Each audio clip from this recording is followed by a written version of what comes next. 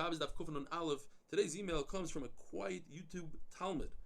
The Daf has been transformative, much more than only making sure to hand the Kiddush cup to the other hand, saying the first paragraph of benching out loud, or saying Im Toshev Mishabbos Raglecha before Kiddush on Shabbos. I start my day and end my day with the Yomi. The Daf is the focus of my day for sure. I was jittery all Tisha B'Av to hear the Daf at the end of the day. Yishkoyach, quiet YouTube Talmud. The halacha is, you don't go to the end of 2,000 Amma Tchum and wait there to bring back your animal. But what you're allowed to do is you're allowed to call her and she comes to you. Abishal says a rule. If you're allowed to tell your friend, you're allowed to say something, for instance, like, please watch my fruit that are out of my Tchum, but they're in your Tchum, and I'll return the favor. If you're allowed to say that, then you're allowed to be machshich, you're allowed to go all the way to the end of the Tchum and wait there on Motzei Shabbos to do so. Says the Mishnah, you're permitted to go all the way to the end of the Tchum, to wait for Shabbos to be over in order to do things that are required for a kala or for a mace. You could tell your friend where to go, how to go, if it costs more, spend more, as long as you don't specify the amount of money.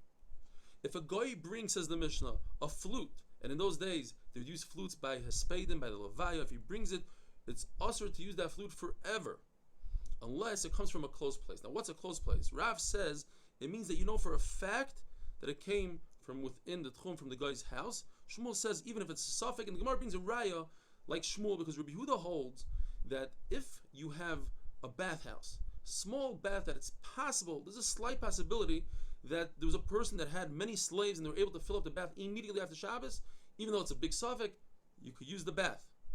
So therefore in our case also, since it's a suffix, you could use it.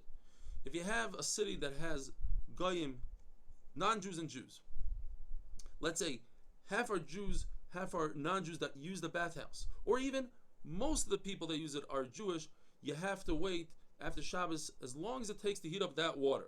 But if most of the users of the bathhouse are non-Jewish, you can use the water immediately. If a non-Jew made a coffin and he dug a grave, you're permitted to use that grave if he made it for himself. But if we don't know, let's say it's in a place where typically a Jew is not buried in the middle of a street somewhere, and right there you have the grave, you have the coffin, the halacha is you're permitted to use it, but if he made it specifically for the Jew, it's also to use the grave and the coffin forever. The Mishnah says you're permitted to do anything for the dead on Shabbos. You're allowed to anoint him with oil, you're allowed to wash him, as long as you don't move any part of the mace, even the eyelid. Let's say he's heating up a little bit, you want to put him on the ground, you don't touch the mace, you tip over the mattress and let him fall to the ground. You're permitted to tie a mace's jaw so it doesn't open up more. You're not allowed to tie it tight where it closes it. The same halach would be if a beam in the house starts falling down, you're allowed to put a bench or a bed underneath it so it doesn't fall more, but you're not allowed to push it back up into position. Rameir told his Talmud, it's also to wash the floor on Shabbos. We're concerned of Ashvei Gumos, you're going to smooth out the dirt. Therefore, even on a non-dirt floor, let's say stone floor, you're not. He told his Talmud it's also to put down oil because of the chashash you're going to confuse the two. But there's no chashash that you're going to mix a floor up with a mace. Therefore, you're allowed to put oil on a mace.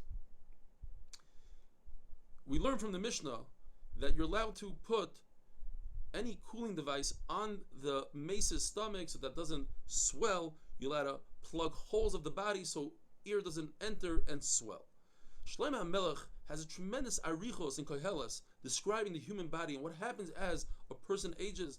And the idea is that we should realize that we don't live forever and we aren't going to be here forever. And we should do as many mitzvahs as we can and learn as much Torah as we can. And he says a person is similar to a pail in a well.